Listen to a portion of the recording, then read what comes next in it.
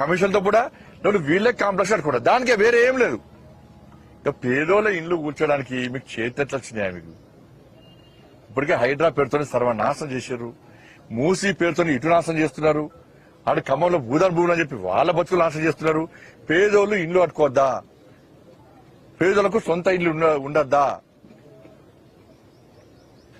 ప్రధానమంత్రి ఆవాస్ యోజన కింద 3 కోట్ల ఇండ్లు కట్టాం, 4 కోట్ల టార్గెట్ పూర్తి చేసుకుంటున్నాం. 4 కోట్ల ఇండ్లు కట్టిస్తాం మేము.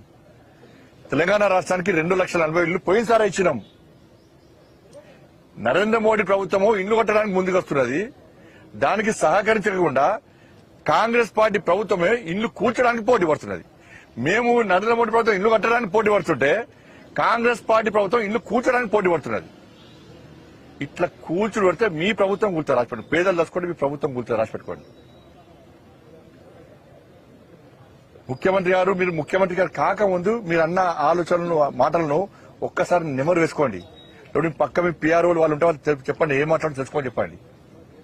ఒక్క మాట ముఖ్యమంత్రి నోటి వచ్చిన మాట ఒక్కటన్నా అమలు చేసిండు, ఒక్కటన్నా.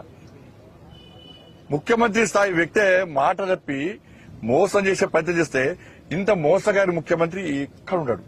ఇవన్నీ మాట్లాడితే కేంద్రం ఏమిచ్చింది అంటారు. ఎప్పుడు బీఆర్ఎస్ గదే చేశారు. ఏమిస్తామో చెప్పినా మేము. ఇదో ప్లాన్ ప్రకారం ఏమిచ్చింది, మీరు ఏమి ఇస్తున్నారో చెప్పు ఫస్ట్. మీరు ఏమిస్తారో ఎప్పుడు ఫస్ట్. నీ 2,500 రూపాయలు ఇవి మోడీ గారు అడిగి మాటిచ్చినావు. 4 రూపాయలు ఆస్తుల పెన్షన్ మోడీ గారు అడిగి మాటిచ్చినావా? రైతు భరోసా మోడీ గారు అడిగి మాటిచ్చినావా? నిరుద్యోగ మోడీ గారు అడిగి మాటిచ్చినావా? ఇప్పుడు మోడీ గారి పర్మిషన్ తీసుకొని కూలగొడుతున్నావా నువ్వు? మీకు కిసాన్ సంబంధించి టక్క పక్కా టైం ప్రకారం ఇలా మొబైల్ బీప్ సౌండ్ వచ్చిందంటే ఎస్ నరేంద్ర మోడీ గారి కిసాన్ సంబంధించిన పైసలు మాకు పడ్డాయి. రైతు భరోసా వస్తాలని గ్యారెంటీ లేని పరిస్థితి. కాబట్టి ఆ విషయంలో ఖమ్మంలో జరిగినటువంటి విషయంలో ప్రభుత్వం వెంటనే అధికారులను చెల్లించుకోవాలి, ప్రభుత్వం క్షమాపణ చెప్పాలి. అదే ప్రాంతంలో ఏవైతే కూల్చిరో ఆ పేదలకు వాళ్ళ ఇళ్లను తిరిగి నిర్మించాలని చెప్పి భారతీయ జనతా పార్టీ డిమాండ్ చేస్తున్నది. లేకుంటే లీగల్ గా వాళ్ళకి సాయం చేయడానికి ఆల్రెడీ మన లీగల్ టీం వాళ్ళతో సంప్రదింపులు జరుపుతున్నది. అక్కడ స్థానిక నాయకులు కూడా ఫైట్ చేస్తున్నారు. మామూలుగా లాఠీ చార్జ్ చేశారు, కానీ ఎక్కడ భయపడే ప్రసక్తి లేదు.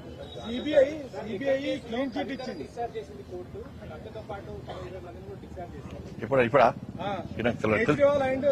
తెలుసుకోవడానికి మాట్లాడతా, నాకు ఐడియా లేదు.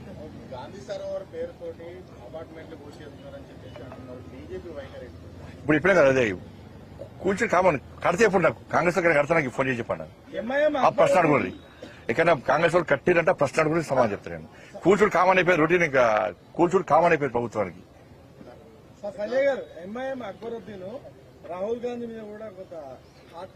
ఇదంతా ప్లాన్ అంతా. ఇప్పుడు ఏమైందంటే జిహెచ్ఎంసీ ఎన్నికల్లో కాంగ్రెస్ పార్టీ ప్రభుత్వం సర్వే ఎంచుకున్నది. కాంగ్రెస్ అంటే మేమేం కలిపే సర్వే ఎంచుకుంటే ఏమైంది, వాళ్ళు 100% ఎంఏఎం కాంగ్రెస్ పార్టీ కలిసి వస్తున్నారు. కాబట్టి ఎట్టి బస్సులో 3 కార్పొరేషన్లో భారతీయ జనతా పార్టీకి అనుకూలమైన వాతావరణం ఏర్పడ్డదాలని. ఎందుకంటే హైదరాబాద్ అభివృద్ధికి, జిహెచ్ఎంసీ అభివృద్ధికి నిధులిచ్చింది కేంద్ర ప్రభుత్వమే. ఇవాళ ఈ కాంగ్రెస్ ఎంఏఎం కలిసి ఇలా ఓటు బ్యాంక్ రాజకీయాలకు పాల్పడుతున్నది. కానీ ముస్లిం మహిళలందరూ కూడా బీజేపీ వైపు వస్తారని చెప్పి ప్రత్యేకమైన సర్వే రిపోర్ట్ వచ్చింది. ముస్లిం మహిళలందరూ కూడా హైదరాబాద్ పరిధిలో మొత్తం వారు వంచలేక ఒక సర్వే సంస్థ సర్వే చేస్తే 80% ముస్లిం మహిళలు మేము బీజేపీకి ఇస్తామని చెప్పారు. 80% ముస్లిం మహిళలు. ఇవన్నీ చూసినాకనే అంత పొలిటికల్ గేమ్ వీళ్ళది. ఏంటంటే ఇప్పుడు నేను కాంగ్రెస్ తిట్టడం ఎంఏఎం పార్టీ ఏంటంటే కాంగ్రెస్ కు మాకు ఏం సంబంధం లేదు అని చెప్పి చెప్పించుకునే ప్రయత్నం, ఇద్దరు కలిసి మాట్లాడుకునే ప్రయత్నం.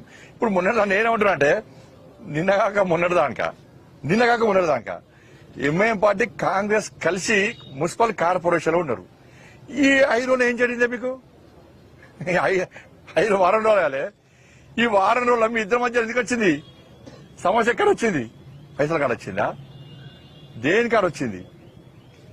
కార్పొరేషన్ ఎన్నికలేమో కాంగ్రెస్ పార్టీ సపోర్ట్ చేస్తారు.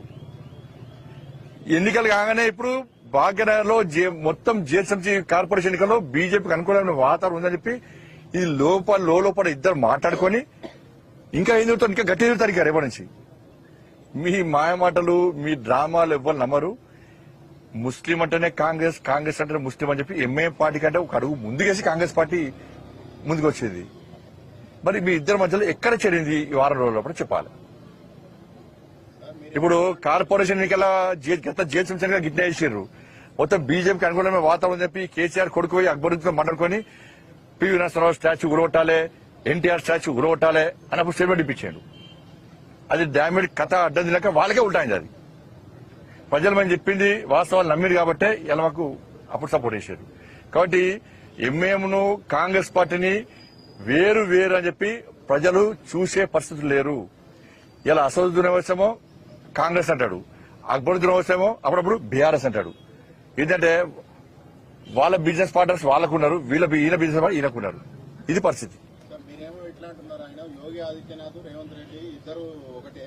ఆయన బీజేపీ కాంగ్రెస్ కానీ దర్గాలు తర్వాత ఏడ దర్గా కొట్టారు తెలంగాణ రాష్ట్రంలో. అంత గేమ్ అంతే. ఎందుకంటే హైదరాబాద్ లో ముత్యాలమ్మ గుడి కూల్చేశారు, ఒక మసీదు కూల్చిరా మసీదు కూర్చోంటారు మేము. ముత్యాలమ్మ గుడి కూల్చేశారు, పెద్దమ్మ తల్లి జూబ్లీస్ లో కూల్చేశారు, నవగ్రహాల గుడి కూల్చేశారు, షార్జాలో కూల్చేశారు, సంతోషంలో కూల్చేశారు, పాత బస్సులో కూల్చేశారు, నిన్న మన చాందనగుట్టలో కూల్చేశారు, బాన్స్వాల్లో కూల్చేశారు. ఇట్లా అన్ని రకాలు చేస్తున్నారు. ఇదంతా ఏంటంటే భాగ్యనగరంలో చర్చ జరుగుతున్నది. ఈ కాంగ్రెస్ పార్టీ వచ్చినాక ఎంఐఎం పార్టీకి భయపడి ఈ దేవాలయాల కూల్చివైతే ఏంది అని చెప్పి చర్చ జరుగుతుంది. అంటే వీళ్ళు కొత్తగా స్టార్ట్ చేశారు. ఇప్పుడు ఈ సినారియోలో బండి సంజయ్ మొత్తం తన బృందంతో కలిసి భాగ్యలక్ష్మి టెంపుల్ కు పోవడాన్ని ఎలా చూడొచ్చు? బృందం ఏంటన్నా, ఇది ఎన్నికల ముందు మేము ఆల్రెడీ బహిరంగ సభ ఇప్పినాం. మేము కరీంనగర్లో మా మహాశక్తి అమ్మవారి యొక్క కరుణ కటాక్షలతో పోటీ చేస్తున్నాం. ఆ తల్లి ఆశీర్వాదం మాకు ఉండాలని చెప్పి వేడుకుంటున్నాము అని చెప్పి మొక్కున్నాం. అదే సందర్భంలో మా గౌరవ కార్పొరేటర్లందరూ కూడా భాగ్యలక్ష్మి అమ్మవారు ఎంత పవర్ఫుల్ మీకు తెలుసు, మాకు తెలుసు. కాబట్టి అటువంటి ఆ తల్లి దర్శనం చేసుకోవడం రాజకీయ కోణంతో చూసింది కాదు. కాబట్టి ఆ తల్లి దర్శనం చేసుకోవడం 10 చేసుకుంటే ఇప్పుడు కాదు. హైదరాబాద్ జిహెచ్ఎంసీ గెలిచినప్పుడు తీసుకుపోయినాం, అంతా కూడా పోయినాం, 10 దర్శించుకోవడం. కాబట్టి దానిలో భాగంగానే ఆ తల్లి దర్శనం కోసం మాత్రం పోయినాం. ఇక అన్ని ఎందుకంటే కరీంనగర్ లో 4500 ఇండ్లు నిషేధిత జాబితాలో ఉన్నాయని చెప్పేసి అధికారులు గుర్తించారు. కూర్చోవచ్చు కూడా కూర్చోవచ్చు. మీ నోటీస్కి వచ్చిందా? మాకు రాలేదు. మీరు ఎట్లా స్పందిస్తారు? నోటీస్ వచ్చాక దాన్ని తెలుసుకోవడానికి మాట్లాడతామన్నా. కాళేశ్వరంలో అవినీతి జరిగింది అనుకుంటున్నారా? టీఆర్ఎస్ కు బీజేపీ సహకరించింది అనేది కాంగ్రెస్ చేస్తున్నారు. ఎందుకు ఎట్లా సహకరించింది? కాళేశ్వరం ఏటీఎం అని చెప్పి మాట్లాడిందే మేము. ఇలా రాష్ట్ర ప్రభుత్వం ఏం చేయాలి? కాళేశ్వరం అవినీతి జరిగింది, 1,00,000 కోట్ల అవినీతి, 1,50,000 కోట్ల అవినీతి జరిగిందా? ఇప్పుడు 9,000 కోట్ల అవినీతి జరిగిందా? రాష్ట్ర ముఖ్యమంత్రికి విచారణ చేసే దమ్ము నాకు లేదు.